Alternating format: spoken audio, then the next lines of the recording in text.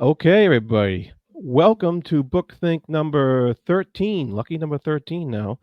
And with me today, I have Josh from Red Fury Books. Um, Welcome, Josh. Thank Thank you you, for coming Jared. on. I'm really happy to be here to talk about a book and an author that I love for sure. Awesome. Yes. And Josh did us all the favor of choosing a song for Arbonne. Arbonne? I think I think of Always the say it wrong, so pronunciation. I'm not going to try. Yeah, by Guy Gavriel K. And I think you probably have a nice copy of that book sitting there next to you. I do. I got a little. Yeah, I have this just paperback. I love Oh, the okay. cover. Gorgeous. Cool. Very cool. Yeah. So I have not read this book yet, so Josh is gonna try to convince me to pick it up. I don't think it's gonna be too hard to convince me to do so, based upon what I've read of Kay's work so far. But to start off with, how were you introduced to this book or find out about this book particularly? So, BookTube.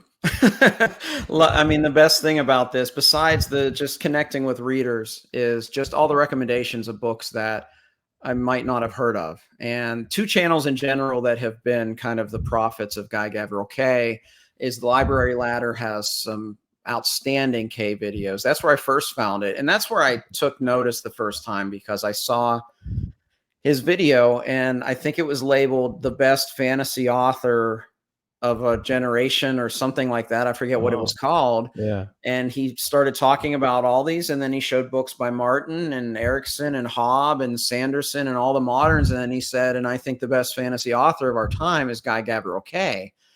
And I was thinking, what I kind of know the name, but I don't know anything Mhm. about this author. And, here's a very well-read gentleman who just is raving about this author. So I knew I had to read him there. And then Jake Bishop has been kind of the other Guy Gavriel K prophet, and he has some great videos out there. And it just so worked out that a lot of us, Joanna kind of spearheaded it. We buddy read The Lions of Al-Rasan together as our first Yes. K. And this was last year, and Jake was on a chat with us. And from the first book, I just knew that this is an author that I really enjoy. So that's kind of where the introduction came from. So thank you, BookTube. Yeah, yeah. Yeah, I saw Joanna's review on a couple of K books, and I'm like, yeah, I really need to get into this guy and at some point. And yeah, did you have any reservations going into it? Like it's a new author, do you have were you worried about liking it? A little bit. I think the biggest concern I had was actually learning about the author and realizing that he co-wrote the Silmarillion, because I know how challenging that book was for me to read that. And finally, as an adult, I enjoyed it. So I wondered if maybe his writing would be too dense or something like that, but I needn't have worried. Mm, I mean, his approach and his writing style is quite different, I think, than a lot of other authors. But that was my only reservation going in. It For me, it kind of felt like learning about the author that I figured that I would probably enjoy him because anyone that watches my channel knows that I read a lot of different genres, yeah. and my two favorite genres are fantasy number one, historical fiction number two. And Kay's been kind of described as historical fantasy, even if he doesn't like that term himself. Yeah. I think it's a good description because it does feel like fantasy set in just kind of a slightly different era of Earth, even though it's on a different world. So I shouldn't have had any qualms whatsoever because he Right. was immediately, I just knew that he was going to be an author for me. Yeah, yeah. So this particular book, A Song for Arbonne, came out in 1992, and it says it was loosely based on the 12th century Provence region and the Albigensian Crusades. Um, and yeah, like you said, Kay was involved in the Silmarillion with Christopher Tolkien, and he used Kay as a assistant editor to help him put the stories together and edit and stuff like that. So that's a very interesting pedigree for somebody who's getting into writing, and it is funny you mentioned that he doesn't like the term historical fantasy, even though that's kind of what everybody knows him for. Yeah. So that's very interesting in and of itself. And so yeah, I was just looking up some of the information on him and about this book in particular. What strikes me about this book is the historical setting he chose for it, because I've read a lot of history books, and one of the ones I read was this one right here, Stephen O'Shea's The Perfect Heresy, Yeah. which is about the Albigensian Crusades. Oh, so this is And perfect for you. yeah, and I was just like, oh wow, I gotta get to a song for Arbonne eventually. And I have a little passage out of here, and I'm just wondering if this passage is going to fit the tone of the book that we're talking about here, Okay. historically. Yeah. It says the Albigensian Crusade, which lasted 1209 to 1229, was launched by the most powerful pope of the Middle Ages, Innocent III, and initially prosecuted by a gifted warrior, Simon de Montfort, under the approving eye of Arnold Omri. A male-fisted response to the questions posed by a popular heresy, the Crusades set baleful precedents for Christendom's approach to dissidents by laying waste to Languedoc, the great arc of land stretching from the Pyrenees to Provence, and including several cities that he lists. So does that capture the Not the book essence? itself, Not the book but itself? Okay. you can see how that's part of the, without spoiling, it's kind of part of the story in a way. Um, but I mean, the religious aspect is certainly in there, and there just about all of Kay's books have certain discussions of religion and religious conflicts, because that happens in just about every era of every Yeah. area of history that at least is interesting to Kay when he writes, because I think it's present in just about all of his books. In particular, we get some really interesting. There are multiple deities here, but there's kind of a patriarchal society and a matriarchal society, where even though they kind of worship the same gods, they kind of elevate the different god versus the goddess in different ways. So yeah, I can see some of that in there, and there's definitely, I mean, this book has it all. It definitely has some brilliant set pieces at the end, and some conquest in there as well. But yeah, not quite maybe at that level of that little passage. Okay. Awesome. And so so how does Kay's style compare and contrast to some other authors we've read? So I think I would say I mean, his writing style is very rich. So he's like just the ones that can craft the beautiful sentences, the Hobbes and the Ericksons. He's on that kind of vein. What I find most interesting about his writing style itself is how he never resorts to hyperbole. He will just release the most shocking plot twist in a sentence in the middle of a paragraph. Whereas a lesser author would make that like all caps, exclamation point, end of chapter, and move on. He just tells the story. And part of it is he's often kind of has a very historical approach. So it always feels very grounded. And I like that. And it also makes me as a reader read a lot closer than some other authors that you can just kind of breeze through, because you can't miss that sentence in the middle that has such significance. And I love that aspect of it. But he's very poetic. I haven't bought it yet, but he has a book of poetry, and he often has, in this book, it's a song for Arbonne. There are songs in there, which Nice. some people love, some people don't. I love them. I mean, I'm a Tolkien fan, so of course I love the songs. But he knows how to just write in such a beautiful manner. And I think some authors are gifted in the English language, and some authors are kind of have more of a workmanlike prose. And I think Kay is just extremely gifted. I mean, there's so many times you read and I'll stop and say, that was just a beautiful sentence, or that was a beautiful paragraph. And yeah, his prose, I've said before on, I don't know where I've said it most recently, but in my musical training, I was told by a mentor, if you could figure out the 2 top things about a composer, you'll know a lot about that composer. And I've tried to since push that to authors as well. And I think about the 2 best things an author might do, even if they do 8 things really well. For Kay, I think one of the things he does really well is just simply he can just flat out write. Sure. Yeah. It's kind of interesting because he's known as he's very poetical in his writing. At least what I'm in the middle of Tigana right now, which is his one that's kind of based on Italy. And like I said, his writing is very poetical at points. But he also has it's also based on historical settings loosely. And that, to some people, that might seem contradictory, to have history and poetry as, as because when people think of history books, of course, they think dry facts and writing and stuff like that.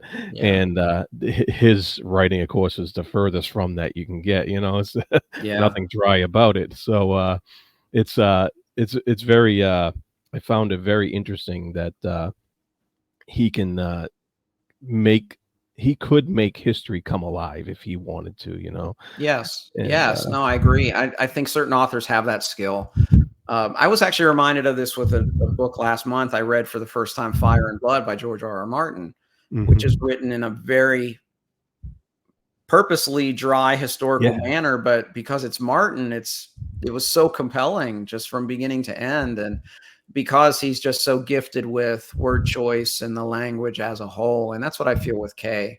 And the older I get, the more I appreciate the wordsmiths. And sure. 20 years ago, I don't know if I would have loved Guy Gavriel Kay as much as I do, as I am now. Yeah, you might be right about that, because when I was in the 90s, I was reading, mostly mostly the D&D novels and stuff like that. And somebody had recommended Kay to me at that time back then. And that's when this stuff was first coming out, and and I kind of brushed it off. I was like, I don't know, and yeah, maybe I was too young back then and wasn't really ready for that kind of more depth to the prose type of writing. And I know I wasn't. I mean, it just goes to show. I talked about this recently when I originally DNF'd Memories of Ice. Yeah. I read it at the wrong time, and then I read it again at the right time and loved the book. So a great book at the wrong time it doesn't mean the book isn't still great. It's just the wrong time for you to read it. Sure. And I think with Kay, if I would have read it in the 90s, it would have not appealed to me as much as it does now. Yeah, I agree with that. I think I would have liked it, but I don't think it would have had the same feel that you have as a more mature reader. Yeah, because he always tones down the magic, and sometimes the magic is barely there at all. And a lot of times you can almost look at it as it's historical fiction in a different world because of that. I heard it explained it's like he's a quarter turn towards the fantastical. So it's like it's not a full, so the people that love magic in their stories, or want a hard magic system, or whatever that appeal is, they're probably not going to like Kay. But a lot of these other things, I just feel there's a depth and richness to his works that just really I have an affinity for. Nice. All right. So what about particularly about A Song for Arbonne spoke to you the most? So part of it is my background as a musician. You've seen the title, A Song for Arbonne, and many of the characters in this story are troubadours, which are kind of these Yep. poets and musicians that travel the countryside and do performances and things like that. And part of it was a little bit of nostalgia. I mentioned when I did, I didn't call it a review because it was more like my thoughts on the book. But when I talked about this book on my channel, one of the things I said about this book is that I felt nostalgic because when I first learned about the troubadours in France was literally my first week as a college student at music school. And Oh, I was learning about these. And for me, I'm a lifelong musician. I've been music educator 25 years and I still perform and all of that. It's my life. And that it made me nostalgic for like the first steps of my life. Like I learned about these kind of people for the first time when I was really figuring out who I was as a person and what I wanted to do with my life. So there's definitely a very personal connection there for me, which is nice. why for me, maybe a song for Arbonne might be my favorite K novel, where others it might be their third or fourth, because of the music side of it. And that just really touched me. The the other thing I like is, I mean, in general, Kay's settings come to life just so well. But for some reason, this setting, kind of south of France, basically, just really came to life for me. The way that he contrasted it with kind of there's kind of two kingdoms at work, and one is austere, dry, militaristic, and then the south of France. That's where south of France, Arbonne. That's where all of these the troubadours thrive, and courtly love, and all of these things that are different ideals, and they hold artists and revered them. I mean, that really spoke to me as well, and that's a through thread as well with Kay that I enjoy how he embraces kind of the arts in kind of these stories as well. I just finished literally 2 nights ago Sailing to Sarantium by him. Oh, And the nice. main character is an artisan. He's a mosaicist. In a Oh, fantasy novel, you're expecting like a warrior or a wizard or something, and you get someone who creates mosaics, and Kay really makes it work. So Lines of Aurazon has a character that's basically a warrior poet. I mean, it's I just love kind of that infusion of kind of the beauty of art and life into these often very somewhat dark militaristic stories at times. And for me, I loved kind of that dichotomy in A Song for Arbonne between these two very different kingdoms that are really like one kingdom of France that were just so different in their approach. And we see it through a character from the north who initially is scoffing at Arbonne, like, what is oh, this stupid musicians and poets and all of this? And then he starts to understand. And I mean, that's another theme I love anyway. But for me, it was those things, just kind of those infusion of the arts is just something that really touched me on a personal level in this book. oh, wow. Yeah, so you touched on a theme there with, basically, it seemed like, a changing of perception, Yes. from somebody's point of view. They probably grew up, you know, seeing that area as one type of area from what he was biasly taught when he was younger, and then Yeah. coming to a realization that it's not what he always thought it was. Is Yes. that's a powerful theme for a lot of good novels. Um, is there any other themes that might have spoke to you that might have stood out? I mean, that was the biggest one. Biggest one, yeah. And wrapped up in that too is just kind of the cross cultural learning that you get in a Yeah. story like this, which I love that in a lot of books. I mean, that's one reason why I loved like Shogun. I love the cross Alright. cultural learning of the different characters, East and West, Sure. and you get that here with North and South. But for me, it's seeing the growth of the. This is probably I've read 6 books by Kay so far, and I think the character's name's Blaze. I think he's the strongest protagonist in the 6 books, and just seeing that growth that he goes through is definitely one of the great draws of this book for me. Nice. So you would say he has some strong characters, Yeah, absolutely. in It's his it's books, weird yeah. with Kay. Like I wouldn't. like you say Robin Hobb's a character writer, or you say Joe Abercrombie's a character writer. I wouldn't say Kay's a character writer, but he writes great characters. And I think there's a lot of authors like that maybe that's not their, like not two good things analogy. Like maybe that's not in his top two, but he is very good at character. One of the things he does really well, it's interesting in this book. So, and he does similar things in a lot of his other books, is you'll meet a character who's literally in one scene and they'll be memorable. There's a scene in the middle of this book, and I can say this spoiler free, but there's a scene in the middle of this book where an older troubadour comes in, sings a song, leaves. My favorite scene in the whole book. And when we had a discussion on Joanna's channel with Laura and Jake, as soon as we ended spoilers, I had to talk about that to see if it hit everybody the same, and it did. And it's just remarkable how he's able to do that. Where he's also, the one thing I always loved about like Abercrombie, and he does this as well, is that you can meet a character in 2 paragraphs and you can kind of understand them. And I don't know enough about the craft of writing to know like what is this wizardry that you're doing to do this? But I love it when they do that. There's several times in this book, and a lot of times you'll meet a character and they might be drawn like, oh, the thing they're saying, like this person's a villain, but you realize, you can tell like, oh no, I think I'm going to like this guy.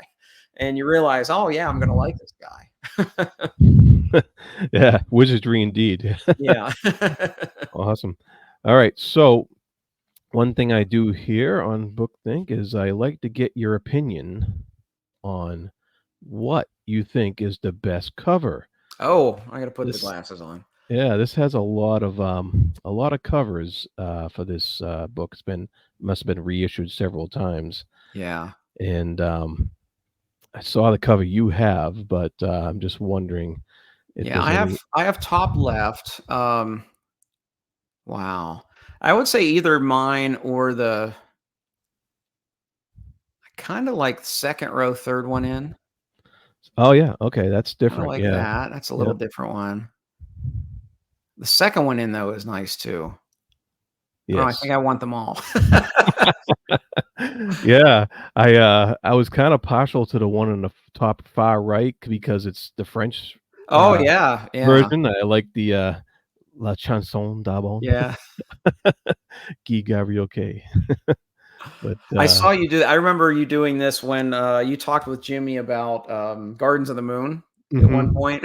I remember you doing this, and yeah, I think you picked my favorite too. But yeah, this one's, although I mean the top fourth one from the left is nice too. Yeah, that is similar nice. to the. Yeah, I do like that. Yeah, these are all pretty good actually. They're not. Yeah, I'm not sure about the second row, the second one in from the right on the second row. I'm not sure about that one, but yeah, I don't like that. but the other ones are all pretty cool.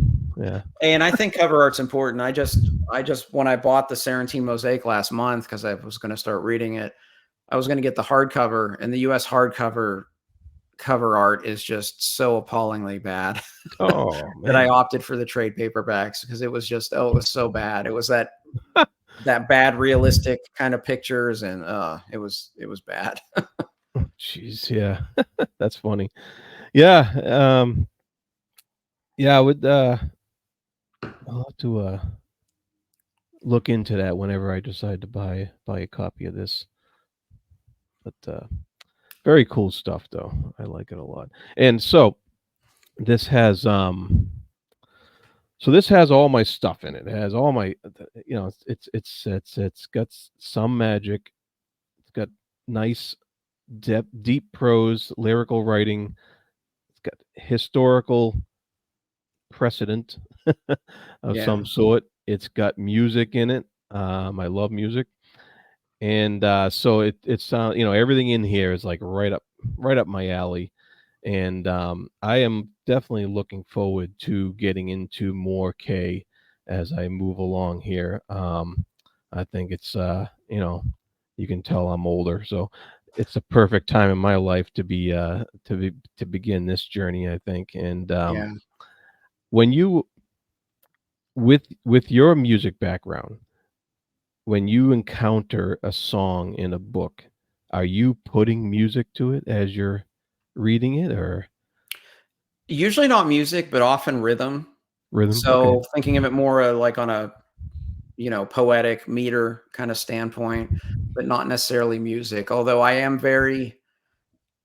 always nervous when an author tries to explain music Mm. because I've seen it done poorly more than I've seen it done well. Oh, okay. I think sometimes what they do incorrectly is they try to infuse too much of the technical side of music instead of just focusing on what music does to us emotionally.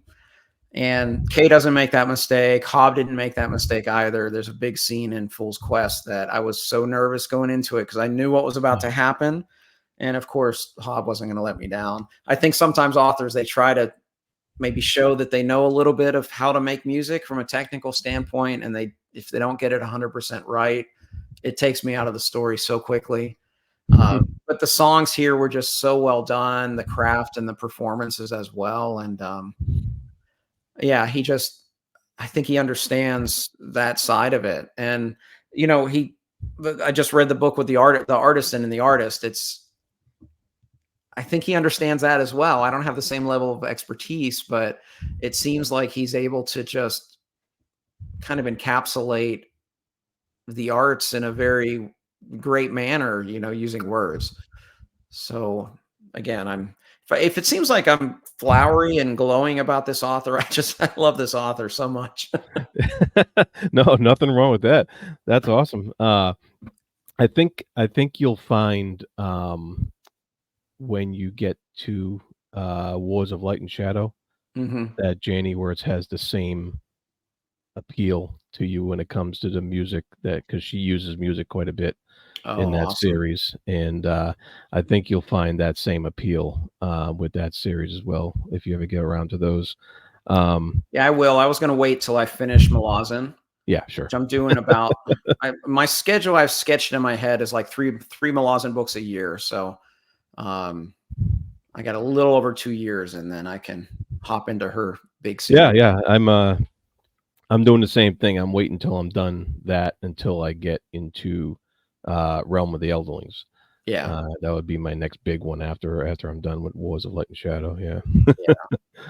Yeah, looking forward to that too. Uh, awesome.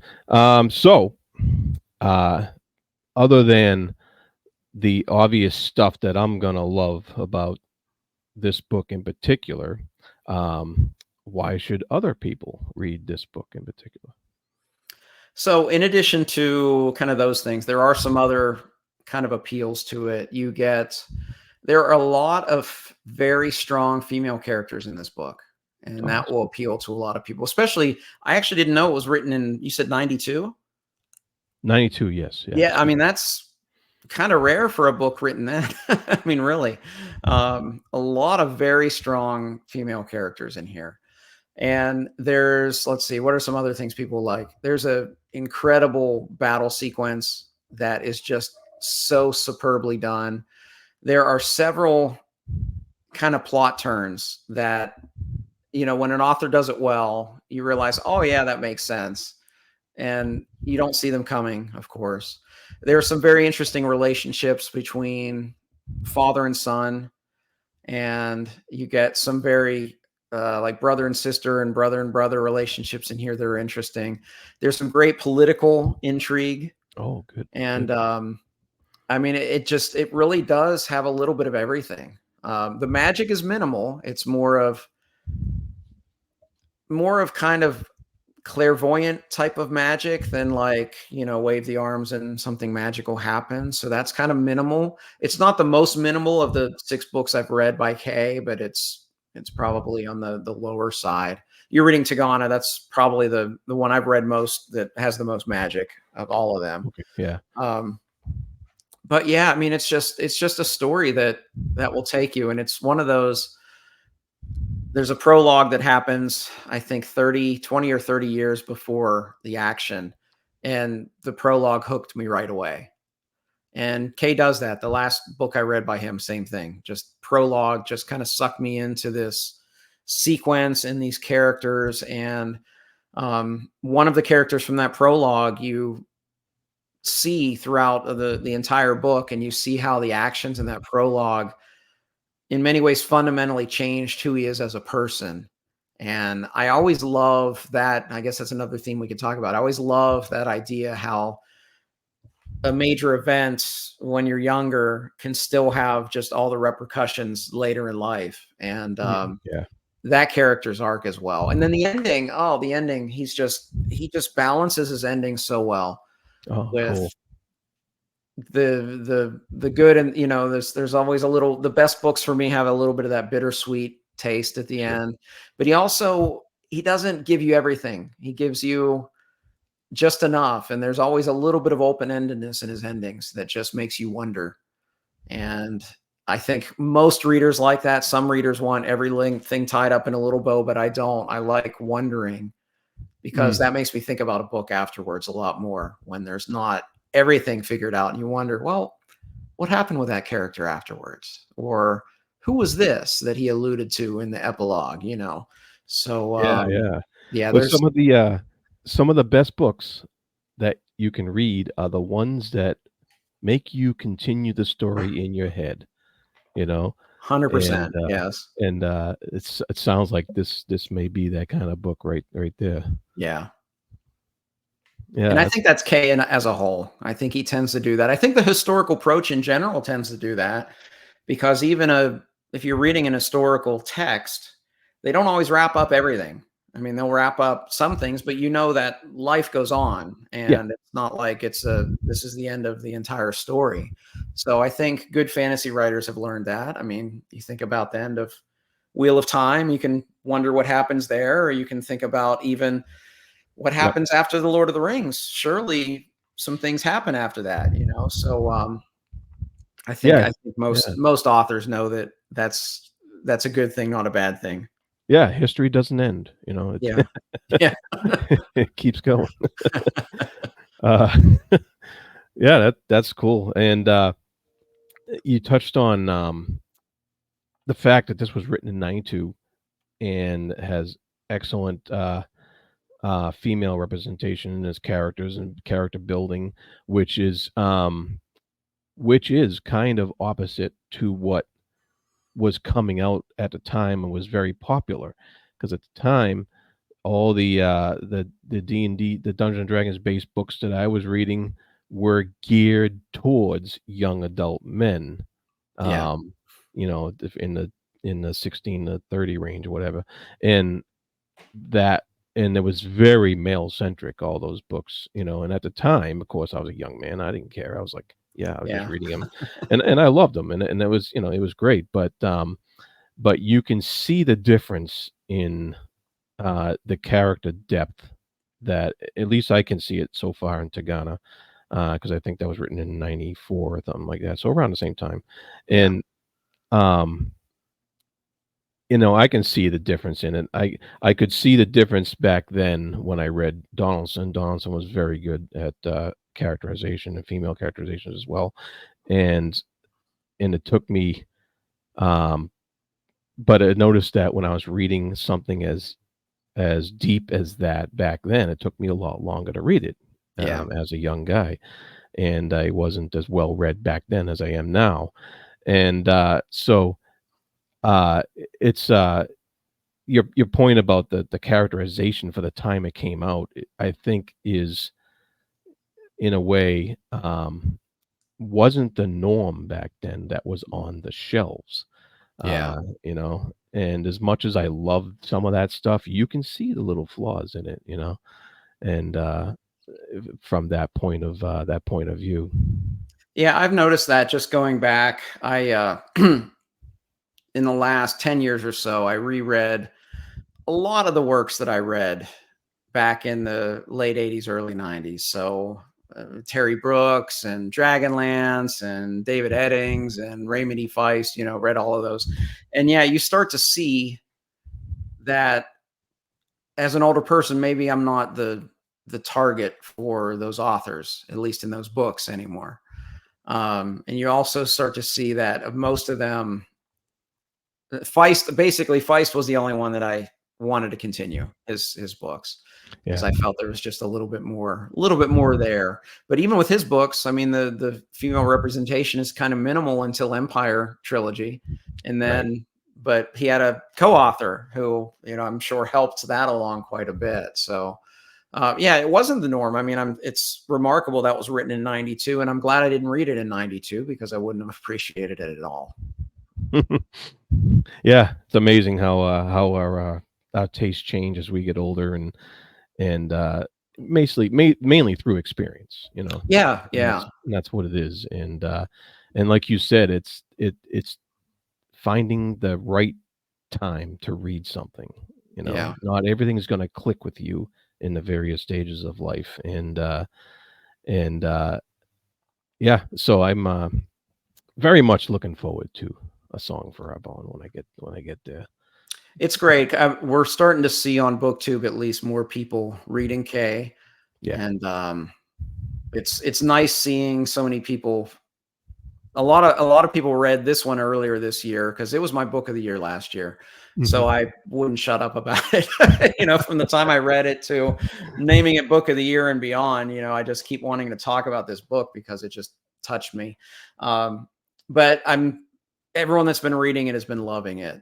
And people saying, "Oh, this might be my book of the year this year." And it's so just amazing to see so many people discover this author. So I'm trying to just join the the lineage of the GGK prophets of Bridger and Jake, and kind of be another person just shouting about how amazing this author is.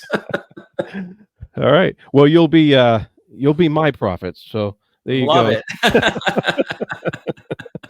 But it's remarkable to me that most of the time when people talk about like the best fantasy authors, he's left off. And my Yeah, my thought is probably because he never wrote a big series. That most of his books are standalones, and in the fantasy genre, we love our big series. yeah, Even right. no, he didn't even write a trilogy. He has a duology. That's it. Yeah. So I think that's probably one reason why that he never maybe reached the popular heights as a lot of these other authors that frankly are not as good as him. Huh. But he's incredible. Um, Well, you know what we gotta yeah. start doing is gotta start calling all these historical fantasies a series. Well, and they kind of are. So a lot of them are in the same continent, because he will always mention like some of the books, like you don't know it's a fantasy world, except he says, and then he looks up to the two moons. And it seems like all of these places have two Ah, moons, and they are different parts of the continent, but I don't think the time periods ever overlap. So they are kind of a series, yeah, I guess, in that manner. yeah. We just Very need to loosely related series. yeah, we just need to rebrand it a little bit, and then, There we go. 'cause, Tagana's basically in Italy, and this is in France, and I Yeah. know, the Lions is in Spain, right? Yeah, yeah, it's basically, And, yeah, and even the map. Like, you look at the map, you're like, "Oh, yeah, okay, yeah, that's definitely Spain," and and then I think, the other one, Sarantium, isn't that Byzantium? that's Byzantium, Yeah, yeah. okay, alright. So, we got a whole world here, and Yeah. we gotta we can relink this and rebrand it and say, "Alright, here you go." It's, Well, and I'm excited that just, like, 2 days ago, Kay announced his next book's coming out in May, and it's that's set right. in medieval France. Oh, there you Uh, go. Based off of medieval France, of course. Yeah, yeah, yeah, yeah. So I don't know if this will have any tie-in to Arbonne or anything else, but I mean, I'm excited for it. Of course, I forgot to mention, I mean, Kate does have a trilogy. His first trilogy was the Fiona of our trilogy, but everyone looks at that as kind of his youthful work. So Oh, okay. he never wrote the big series after that. Oh, okay, yeah, and is that also, like a historical fantasy thing, that Fiona No, Val? I haven't read it yet, but from what I understand, it's a portal fantasy that Oh, okay. kind of starts in our world and then kind of bounces back and forth. But in one of the songs in Arbonne, they mention Fionavar, so maybe it is all connected. Maybe this is Yeah, Kay's Cosmere. There you go. See, rebranding. That's all we There gotta we do. go. Yeah, yeah. I did hear that news a couple days ago that he's got a new book coming out, and that's pretty cool. That he's still going, and he's still around and putting books out, and I really like that. I hope it catches on. Yeah, Um, yeah, me too. I bought I'm gonna try to catch up and read just about everything of his before that one. So I got about one per month planned up till then. So it's gonna be a whole string of like book of the month, Guy Gavriel K on my channel. awesome. All right. Any final parting words for our guest here? I've just thanks for having me. Thanks for letting me gush about Guy Gavriel K and a song for Arbonne. I mean, anyone that watches this, I mean, please go pick it up. And it's such a remarkable feat of storytelling, and I think it would be worth your while. Yeah, well, it's definitely on my list. So, um, if not next. Yeah. Awesome. All right. So thank you so much for coming on, Joss. I'll have of course, a link to your channel below for the one or two people who might not know already. But um, and oh, one thing I wanted to say is I really love your end of the year award show. Oh, So if the Furies, yes. Yes, the Furies. So if anybody has not checked those out, those are great fun. So I'm hoping you can continue doing those as well. I Uh, will. I put up the green screen once a year, put on the tux once a year, and that's just try to make it fun.